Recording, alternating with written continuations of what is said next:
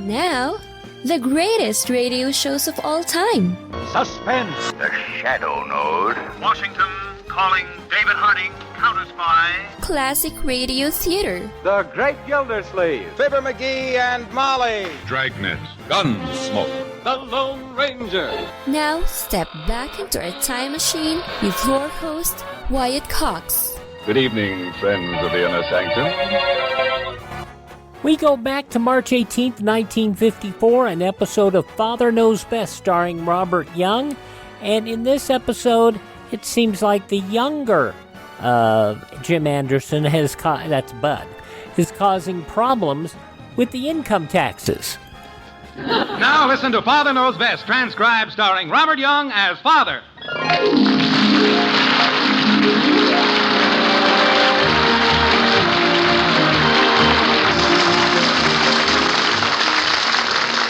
Welcome to Springfield and another half-hour visit with the folks in the white frame house on Maple Street. Sit back and enjoy life with the Andersons. Kathy, Bud, Betty, Margaret, and Jim, as the head of this typical American household, again sets out to prove that Father knows best.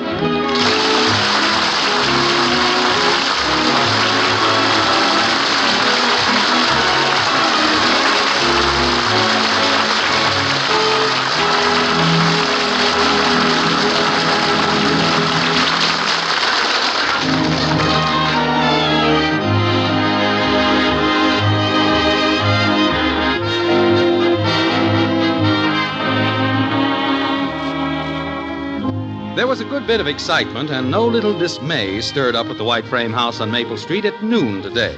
On the surface, things seemed fairly normal and peaceful. About the only indication of anything out of the ordinary was expressed in a casual remark of Jim's as he entered the kitchen. Like this. Hello, honey. What's the matter with Bud?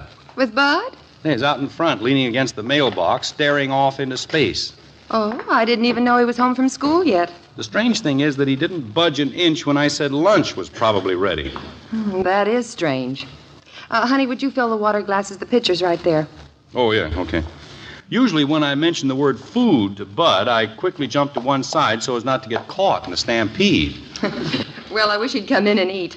Everything's ready. Betty? Kathy? Bud mumbled something about waiting for the mail carrier. I wonder what crazy thing he sent in for this time. And how much it's going to cost me.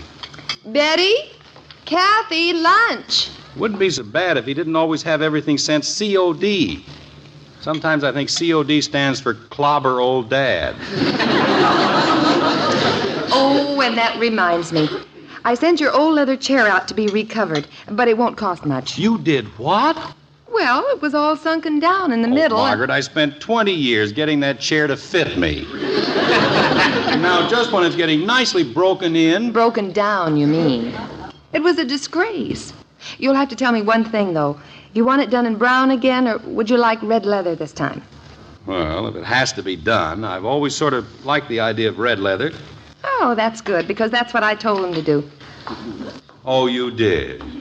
Well, as long as this is your chair, I want you to be happy with it. Betty? Don't scream, Mother. I'm coming. But don't fix much lunch for me. I'm getting so fat I'm positively, hello, Father, ugly. I wish you wouldn't refer to me as Father Ugly. What makes you think you're fat? Well, my stars, I've gone up from 111 pounds to 113. Horrors. We'll have to widen the doorways so you can get through. What's Kathy doing? Well, I can tell you, but you'll never in the world believe it. With her, I'd believe anything. She's upstairs cleaning Bud's room for him. Cleaning Bud's room? I withdraw my statement.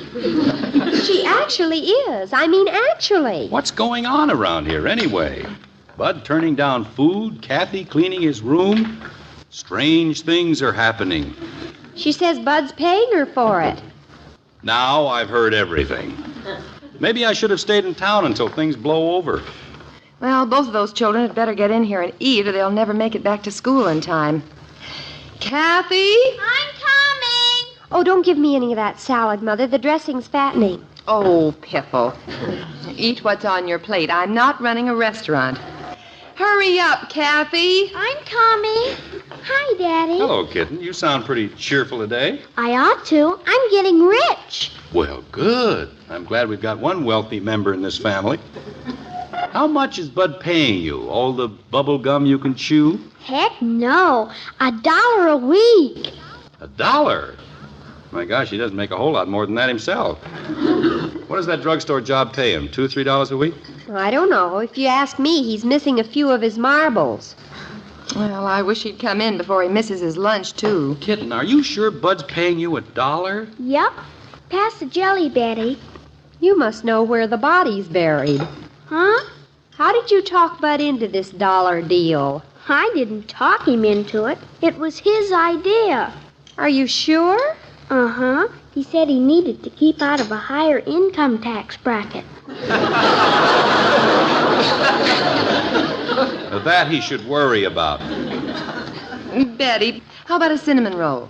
Don't you realize that each one of those rolls is simply and utterly crammed full of carbohydrates? Really? I thought those were raisins. Father, please. Hey, Mom, what time does that darn mailman get here anyway? Maybe he's already been here. And didn't leave anything? Could be. Better sit down and eat. Oh, I'm not hungry. Just give me a couple of those rolls and some ham and potato salad and beans and jelly and stuff.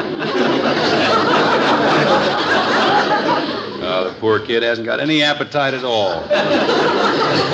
Where's my dollar, Bud? I can't give it to you yet. I'd like some milk, please. I got your room all clean, and I want my dollar. You'll get it as soon as my money comes in. As soon as what money comes in? From the government. Those watermelon pickles there, I'll try a couple. From the government? No wonder they can't get the budget balanced. I want my dollar, Bud. Look, Shrimp, if you don't pipe down, I won't let you talk on the tape recorder. What tape recorder? Well, I haven't got it yet. I just sent in for it a couple of days ago. Just a minute, Bud. How are you getting all this money? Exactly what kind of an arrangement do you have with the government? Well, you see, Claude Mesner and I might have known Claude was mixed up in this some way. Claude and I got to talking about income tax, and Claude said that I'd have to start making out an income tax thing now that I'm working steady at the drugstore. I see. You don't have to file an income tax return, stupid. I'm working, aren't I? I've got income, haven't I? What income? Those $2 or $3 you get for burning toasted cheese sandwiches at the drugstore?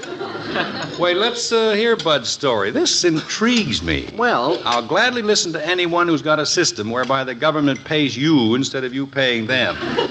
Well, I just wish you'd brought this up before March 15th. I could have used it. Well, the way I Where's figure... my dollar? Will you pipe down? I'll turn blue. Look, sonny boy, this is going to be quite a shock to you. But the income tax is something you have to pay, not get. Not the way Claude figures it. I may have been misjudging this boy. Go on. According to Claude, I ought to get a refund of, wait a minute. I got the blank in my pocket here. I'd love to see it. It's kind of wrinkled up. Where are we now? Oh, yeah, right here. I get a refund of $1,071.28. What? I'm going to raise my price to $2. I told Claude I thought that was awful high, but he said as long as I have it coming, I might as well take it. Just how did Claude arrive at that figure? Well, he just worked it out the regular way. Enter line 6 on line X and subtract line 2 and all that. I know, but exactly how did Claude get that figure? That's what I want to know. He ate too many starches. All right. You can save that for the sophomore spring follies. Let's see that blank, Bud. Well, Claude's got it all worked out. See, here's drugstore income here. Yeah. $32.90. That includes tips. I see. Claude says they can be rough on you if you cheat on your tips. He's right. Then here's that $100 savings bond Aunt Mattie gave me for Christmas. You put that under income? Well, it came in. What's this item here, Bud? Loss from storm, $298. Oh, that's my baseball mitt. I lost it in a storm. Oh, I see. Never did find that thing. Anyway, my net income comes to $128.28. See that? Yeah? Now, over here, I put myself down for an exemption. And right here, I put Kathy down as a dependent. Kathy? Oh, boy, I'm a dependent. Don't I know it? Now then, we turn back over here. Wait a minute. How do you figure that you can claim Kathy as a dependent? Well, she's dependent on me for her salary. That's why I hired her. It was Claude's idea. I don't doubt that at all. He pointed out that even though it cost me a little money, it was worth several $100 to me in the long run.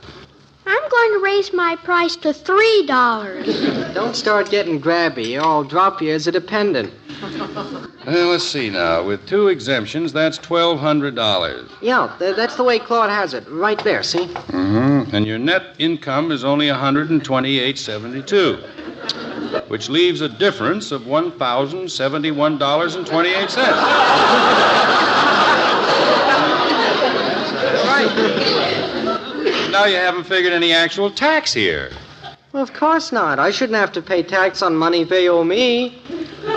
Well, no, I guess you're right. Do they send that money in cash or check? I don't know. They've never sent me any.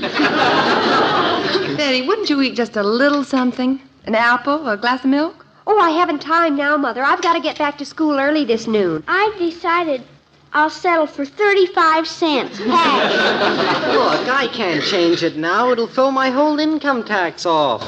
Well, how soon will I get it? As soon as the mailman brings it. I'll go out and check him again. Wait a minute, Bud. There's a few things you ought to know about income tax. And this is a good time to learn them. Claude told me everything. Oh, sure. In the first place, even if you were supposed to file a return... But I am supposed to. No, you're not. You didn't make $600. I will when you add in my $1,000 refund. You can't count that. But even if you were supposed to, and even if it was correct, which it isn't... What? You couldn't get a refund without first sending it in. But I did send it in. And in the second place, you can't list Kathy as a dependent... What did you say? You sent it in? Sure. You actually sent it in? Yeah. To the District Director of Internal Revenue. Oh, no. Isn't that the right place? Oh, Bud, why don't you check with me before you do these things? Wouldn't it be funny if they sent him that refund? Margaret, this is no laughing matter. Do you realize his name is the same as mine? Wait a minute. Did you sign it as Bud Anderson? Of course not. James C. Anderson. Oh, me. Well, did you put the junior on? Oh, Claude thought I ought to leave that off. Sounded too kiddish. Hooray for Claude. Oh, Jim, what are you so worried about? They can see that it's all a mistake. Sure, but it's going to be a pretty suspicious-looking kind of a mistake. They'll get 2 returns from James C. Anderson, both the same address, both claiming Kathy as a dependent, both claiming James as an exemption, and one of them asking for a $1,000 refund. Well, you can explain it all, can't you? Sure, but are they going to believe it? They're checking everything that looks the least bit suspicious now. Well, I think you're just making a mountain out of a moleskin. Nothing will come of it. Oh, no? Gosh, Dad, you don't think they'll throw me in jail, do you? No, of course not. But all the red tape I'll have to go through explaining this... Kathy, go see who that is. Okay. Gosh, what am I going to do when my tape recorder gets here? Just send it back. And after this, don't send in for any more things until you've got the money to pay for it. Well, I thought I would have. And don't send in for anything until after you've checked with me. I just hope I don't get arrested. You won't, Bud. Well, that's what they get all the big gangsters on, income tax.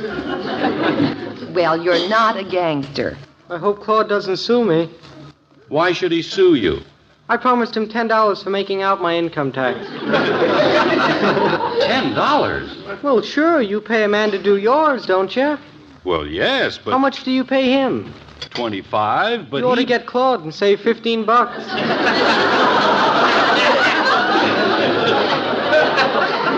Daddy, Yes, kitten? there's a man here. He wants to see you. See me? Who is it? I don't know. He said he wanted to ask you something about your tax. Tax?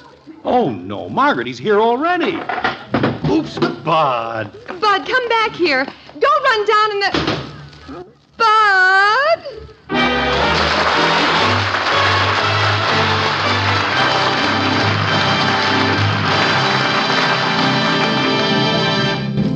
March 18th, 1954, Father Knows Best on Classic Radio Theater with Wyatt Cox.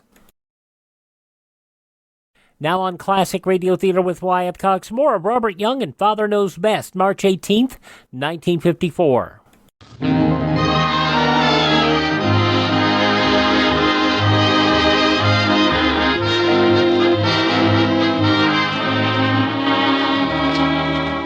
Well, it looks as though the long arm of the Internal Revenue Department has found its way into the white frame house on Maple Street.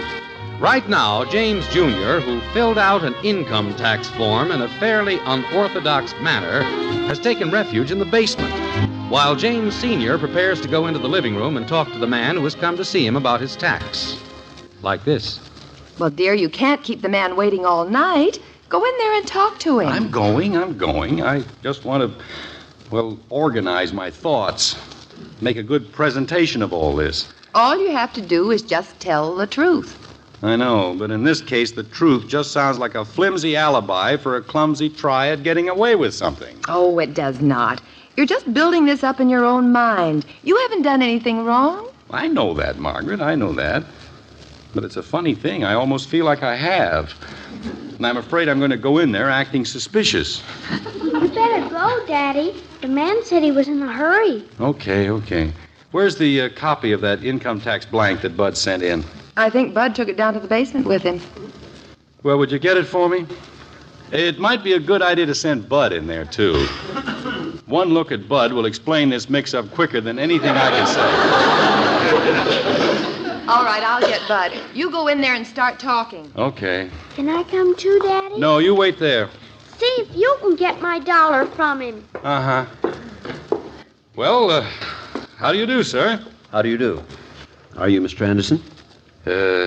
Yes. I hate to bother you at lunchtime. Oh, that's all right. Perfectly all right. Well, I know it's pretty hard to catch you fellows, so Catch? I wasn't planning on running away. Oh, I know that. What I meant was... Actually, there's a simple explanation to this, Mr. Haggerty. I think I have one of my cards here. Never mind. This whole thing is really a pretty funny story. Oh? Yes, you see, a young friend of my son's, Claude Messner, appointed himself as my son's personal business manager. Oh, yes. Now then, Mr. Anderson, about your tax. Well, that's what I'm coming to. Oh? This Claude filled out the blank, and the way he figured... Well, wait, I can explain this better by showing you the blank. I've got a copy of it. I'll go get it. Well, look, Mr. Anderson... Don't worry, I'll be back. I'm not running away. I know, but As a matter of fact, I want you to meet Bud, because actually he's more concerned with this than I am. Oh, he is? I thought you were the one No, who... you see, there are two James C. Andersons, Jr. and Sr. That's the whole trouble. I'll be right back. Well, all right, but I wish you'd hurry.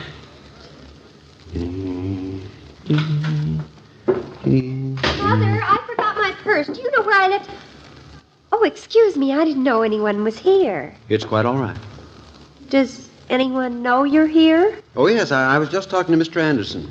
I didn't mean to make so much fuss. I just wanted to talk to someone about the chair. Oh, you mean the leather chair we're having done over? Yes, I just wanted to know what kind of tax you want it decorated with.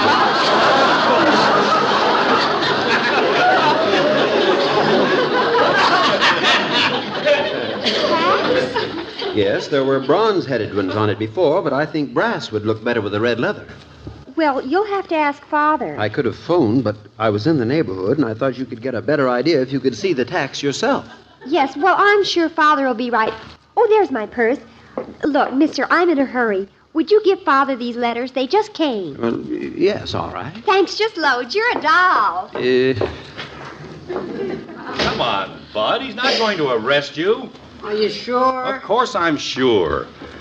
Well, here we are, Mr. Haggerty. Sorry to have kept you waiting. Yes, This is my son, James Jr. Oh, yes. So this is the young man who's going to get the chair, eh? What? Bud, come back here! What's the matter with him?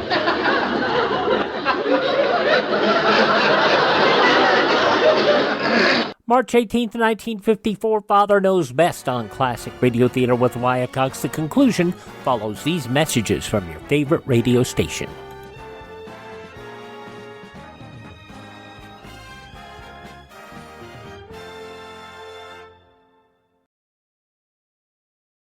Classic Radio Theater family, you know our friend Mike Lindell has a passion to help everyone get the best sleep of your life. He didn't stop by just creating the best pillow. He created the best bed sheets ever. They look and feel great, which means an even better night's sleep for me, because, you know, I'm working like 67 hours a day.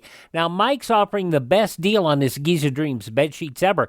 You can get a set of Giza sheets for as low as $29.98. You'll never want to sleep on anything else once you slept on a set of Giza Dream sheets. A special offer for you right now. You can get a set of Giza sheets for as low as $29.98. Call 1-800-928-4715. Use the promo code Wyatt. Or go to mypillow.com, use the promo code Wyatt. It's good on anything on the website. That number again, 1-800-928-4715. Use my promo code Wyatt.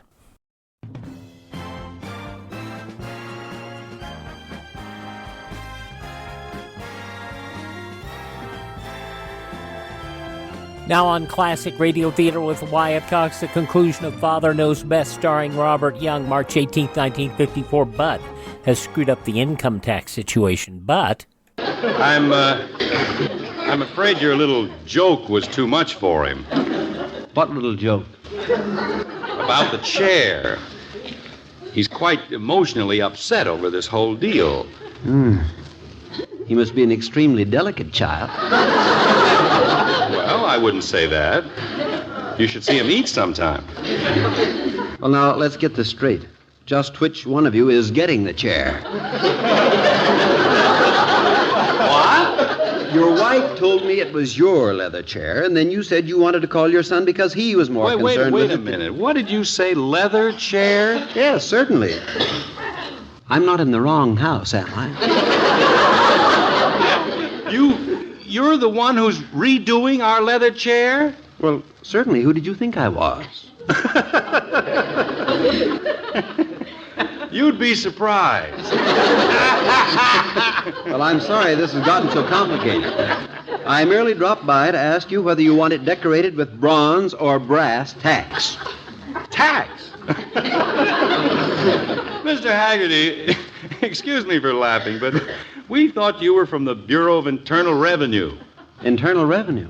It's too long a story to explain, but on account of you, my son is probably holed up in the darkest corner of the basement, believing he's a fugitive from justice. Very amusing. Well, now, how about it? Do you want bronze or brass? What's that? Do you want bronze or brass tacks? Yeah, that'll be fine. What will? Sure. Oh, you don't know what a relief this will be to Bud. Anything else you want to get straightened out about the chair, Mr. Haggerty? No. No, I've got all the information I'm going to get. I can see that.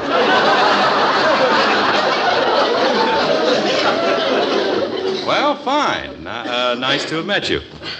Yes. Here's your mail. Your daughter handed it to me. Oh, fine. Thank you.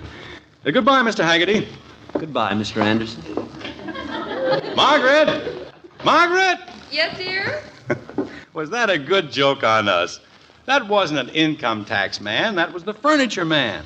Mr. Haggerty, you mean? Yeah. Well, I couldn't imagine what was going on in here. Bud shot out of here looking white as a ghost. He called Claude on the phone and told him he'd better get out of town. Oh, no. Where's Bud now? I don't know. He ran out the back door. Well, I hope he hasn't gone out of town, too. He left without paying me my dollar. Look, kitten, you'd better just write that off as a bad debt. But he promised it to me. Well, I'll pay it to you this time. But after this, don't make any more deals with Bud unless you check with me first. Would you like your room cleaned for $1? No, thanks. You can use me as a dependent. I'd rather not hear any more about that. Dad, is the coast clear? Huh? Oh, hi, Bud. Come on in. I saw him leave. What happened? Do you think we've got a chance, Dad? Oh, sure. I took care of that, baby. I told him off, but good. Of course, we might have to slip down to Mexico, lay low for a few months. Mexico? He's just kidding you, Bud. That man was just here to see about recovering your father's leather chair. Leather chair? Mm-hmm. Is that the chair he was talking about? That's all it was, Bud. Jumping catfish. Boy, what a relief. What do you have there, Jim? Some mail? Huh? Oh, yeah. I guess Betty brought it in. Let's see. Here's one for you, Bud. From the Ajax mail order house. Oh, that's about my tape recorder. And this one is... Oh, my gosh. This is from the Internal Revenue Office. Huh? I was just thinking you still don't have that little problem solved. Dad, how far is it to Mexico? Before Daddy goes anyplace, I want my money first. Well, open the letter and see what it says, Jim, before you start building this up into another big thing. Yeah, you're right. What's it say, Dad? Well, wait till I look. What's in your letter, Bud? Oh, I forgot to look. Well, I'll be darned. Well, what does the Director of Internal Revenue say, dear? Well, what does he say? He says, please send me COD 1 number 602 tape recorder. What? Bud sent the order to them by mistake. But what about the income blank? I just got it back. I must have sent it to the Ajax mail order house.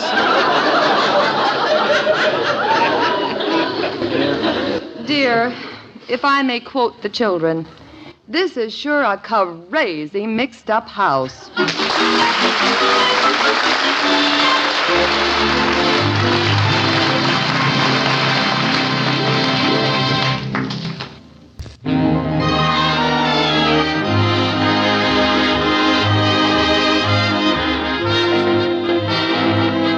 Well, at last, the hectic noon hour is over. All the mistakes that were made finally neutralized each other, and the children are now on their way back to school. And Jim is about to depart for the office. Like this. Well, I can get back to work now and get a little rest. Well, we certainly had a comedy of errors going full blast here. I don't see how Bud can get so many things mixed up so completely. He must practice nights. Well, he's a boy. I don't know where he gets that ability. Certainly not from me. Well, I'd better be going. Oh, wait a minute, dear. That might be for you. I hope not. Hello? Yes, that's right. Oh, I see. Well, just a minute. I'll ask him. Dear, this is about your tax. Tell him to put the brass-headed ones in. No, this is the Internal Revenue Office. What?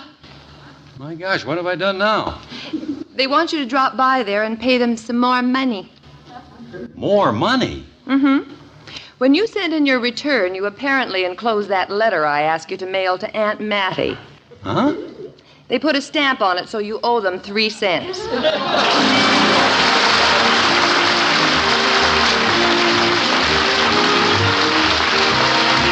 Join us again next week when we'll be back with Father Knows Best, starring Robert Young as Jim Anderson. Father Knows Best is an NBC Radio Network production in cooperation with Cavalier Enterprises. In our cast were Ted Donaldson as Bud, Gene Vanderpyle, Rhoda Williams, Helen Strome, and Parley Bear.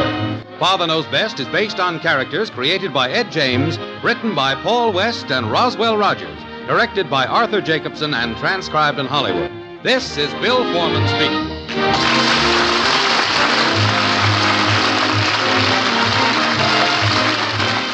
March 18th, 1954, Father Knows Best on Classic Radio Theater with Wyatt Cox. All right, now on Classic Radio Theater with Wyatt Cox, the continuing mess of Lum and Abner. Lum somehow is supposed to end up marrying the Widder Abernathy, and, well, we'll let them try to explain it if they can. March 18th, 1953. Granny's, Abner. I believe that's our ring. I dog is Lum. I believe you're right. I'll see. Hello, jot 'em down, store. This is Lum and Abner.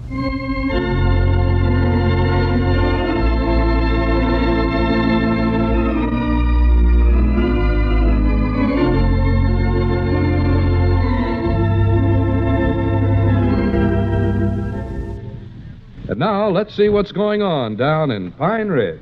Hello, this is Dick Huddleston again.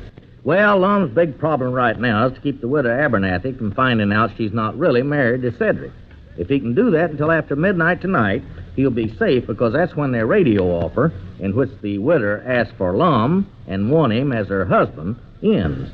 The job looks more complicated now because the widow sent for a lawyer. So Lum and Abner are over at the Jot 'em Down store right now, trying to study up some way to keep that lawyer away from the widow. Well, Lum, I ain't going over there and stand in front of the widow Abernathy's house all day and scare everybody away from there. Well, I don't know how else we can keep that lawyer from talking to her. Well, there must be some other way. The minute she talks to a lawyer, she's going to find out that her and Cedric ain't actual married because they weren't no wedding license issued. And the minute she finds that out, she's going to demand that me and her go through with the wedding. Well, if you can just put it off till tomorrow, you're safe, ain't you? Yeah, but according to the rules of the Pine Ridge Princess program, the time will be up then. But they still all up to date to worry about. Yeah. You better get over there to the widow's place and hide there, Summers Abner. And the minute you see some strange feller heading for her now, place... Now, just a minute, Lum. I ain't going to do that. Them young'uns of the widow ever caught me hiding around there, they'd beat me within an inch of my life. Oh, I doubt that. Well, now, there's a couple of them that's pretty big, you know. Maybe 2 inches. Well, that oldest boy is twice as big as I am, Lum. Well, now, look at... Oh, hello, Grandpap. Yeah, howdy, Grandpap. Yeah, howdy. Come on in. What's new, Grandpap? Well, I think the happy bride is going to have herself a visitor today. A visitor? Yeah, I was just over to Dick Huddleston's store, and a strange feller come in there, and he's asking how to get to the widow's house.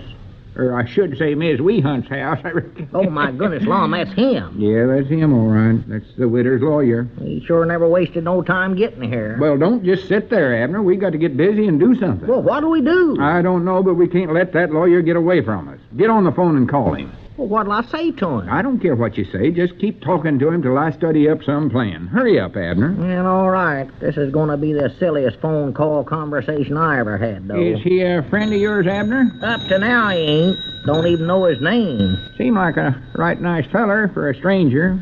All strangers is nice till you get to know them, though, I reckon. Hello? Is that you, Dick? This is Abner.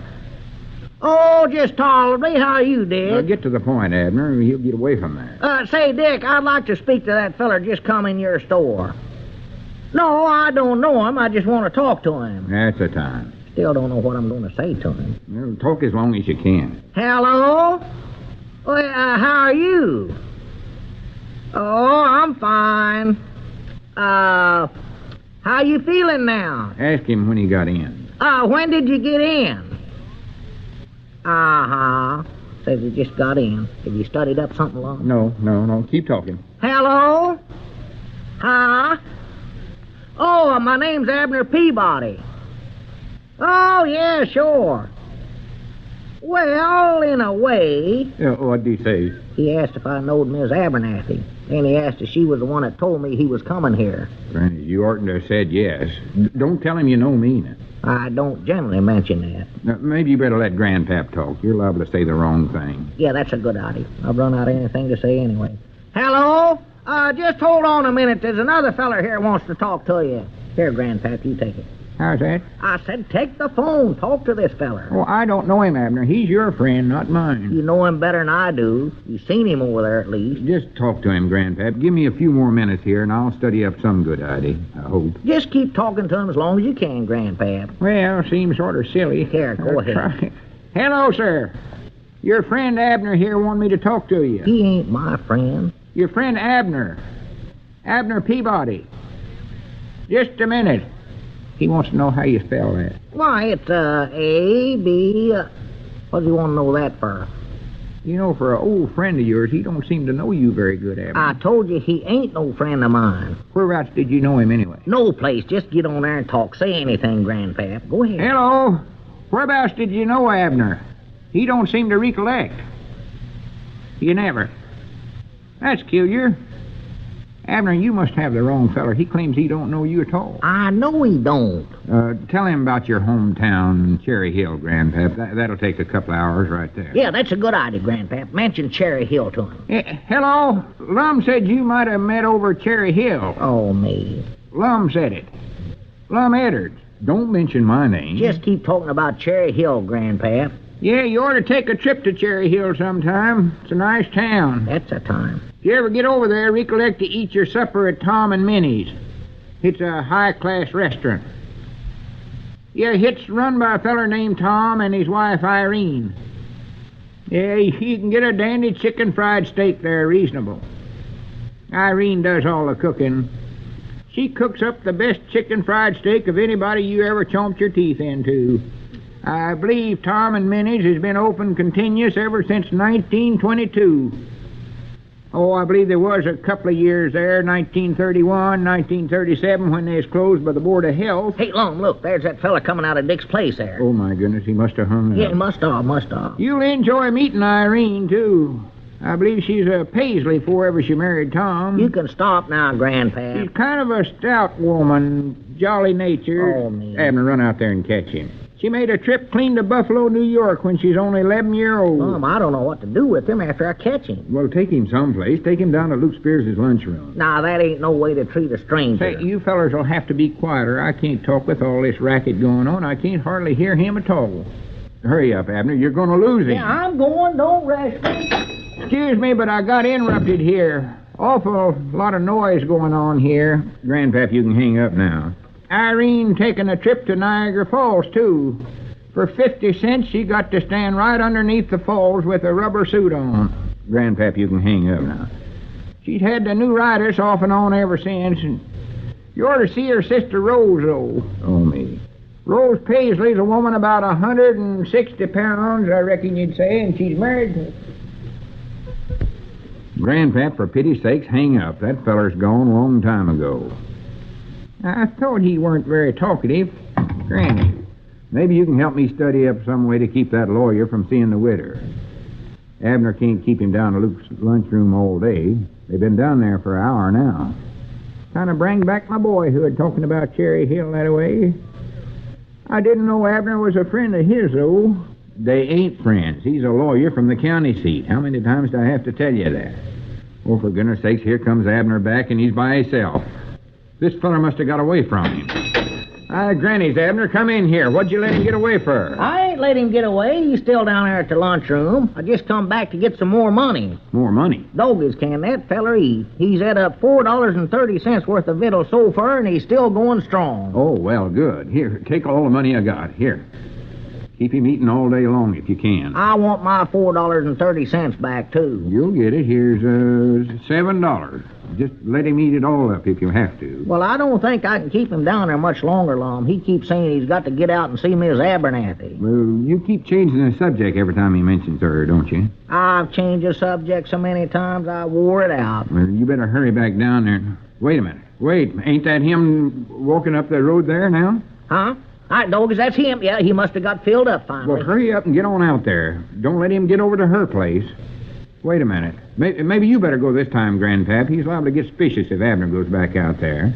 I talked my spavined leg arm off to him already. Told him everything I know. Tell him some more about Cherry Hill, Grandpap. Yeah, just go out there and keep talking. Do anything. Take him down to the soda fountain. Get him an ice cream soda. Anything. Yeah, all right, but I wouldn't do it if he weren't a friend of Abner's.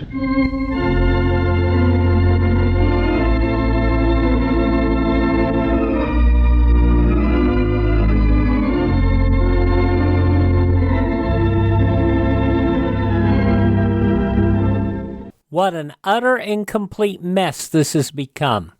March 18th, 1953, Lum and Abner here on Classic Radio Theater with Wyatt Cox. Thanks to Ted at RadioMemories.com for supplying us all these Lum and Abner shows we're running right now. He is at RadioMemories.com with shows on cassette, CD, or flash drive for your computer. RadioMemories.com. Everyone who works for a living knows that illness or injury may keep them from earning a living.